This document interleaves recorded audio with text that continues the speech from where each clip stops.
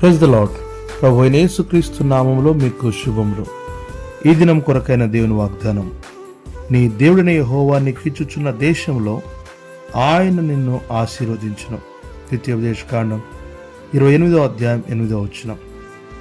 ఈ దిన వాగ్దానంలో నీకిచ్చుచున్న దేశంలో నిన్ను ఆశీర్వదించును అని చెప్పబడినది.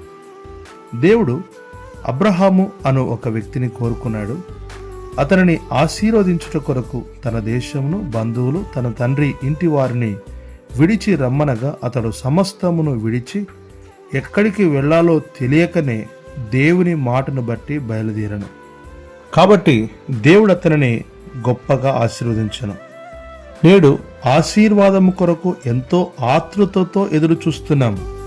కానీ దేవుడు విడిచిపెట్టమన్నవి విడిచిపెట్టామా? దేవుడు వెళ్ళమన్న చోటికి వెళ్ళుచున్నామా?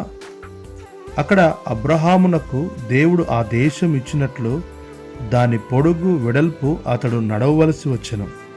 ఇది దేవుని మాటకు లోబడే జీవితమును సూచించుచున్నది. మరి నేడు నీవు దేవుని మాటకు లోబడుచున్నావా? అంతకు మించి నేడు అనేకులు ఆశీర్వాదమును కోరుకొనుచున్నారు గాని ఆశీర్వాదమును ఇచ్చు దేవునిని కోరుకొనకపోవడం చాలా విచారం.